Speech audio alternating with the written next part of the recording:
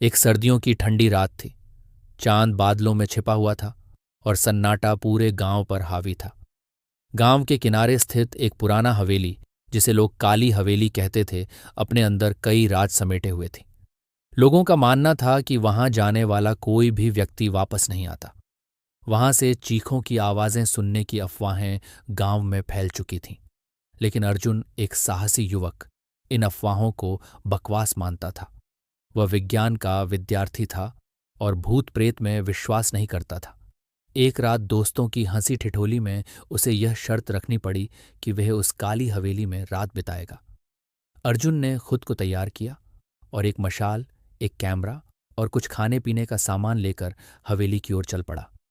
हवेली के पास पहुंचकर उसे एक अजीब सी ठंड का एहसास हुआ, जैसे वहां की हवा में कुछ भारीपन हो।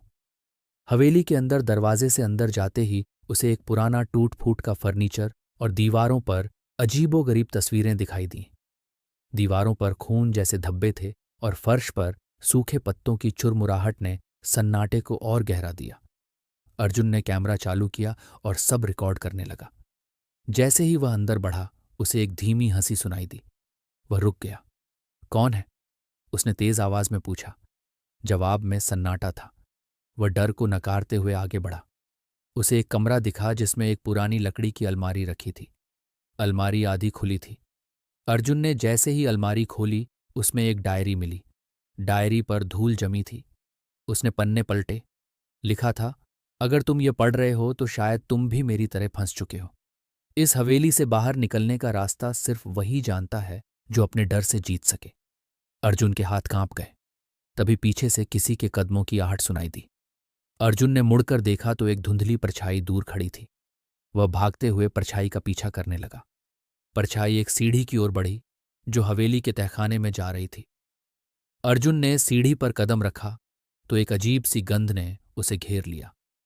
तहखाने में कई पिंजरे थे जिनमें इंसानी हड्डियां पड़ी थीं। तभी एक जोरदार आवाज हुई। अर्जुन ने पीछे मुड़कर देखा। दरवाज़ा अपने आप बंद हो गया था। उसने मशाल की रोशनी बढ़ाई। तभी एक बूढ़े आदमी की झुर्रीदार आवाज गूंजी। यहां आकर कोई भी जिंदा नहीं बचता। अर्जुन ने आवाज की दिशा में दौड़ लगाई। उसे तहखाने के एक कोने में बूढ़ा आदमी बैठा मिला। तुम कौन हो? अर्जुन ने साहस जुटाकर पूछा। बूढ़ा आदमी हंसा।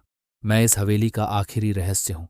जो इस हवेली में आता है वो मेरी कहानी सुनता है और मेरे हिस्से का दर्द महसूस करता है।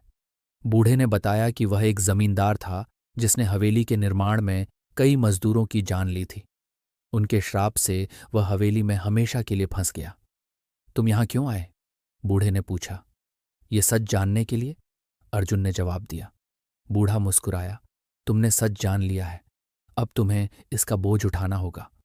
अचानक हवा तेज चलने लगी और हवेली की दीवारें कांपने लगीं। अर्जुन ने अपनी मशाल गिराई और भागने की कोशिश की। जब अर्जुन सुबह आंखें खोलता है तो वह अपने गांव के बाहर पड़ा होता है। लोग उसके चारों ओर खड़े थे, लेकिन अर्जुन चुप था। उसकी आंखें काली थीं। हवेली में जो हुआ वह किसी को नहीं बता पाया। गांव वाले कहते हैं कि उस दिन अर्जुन ने जो देखा उसने उसे बदल कर रख दिया।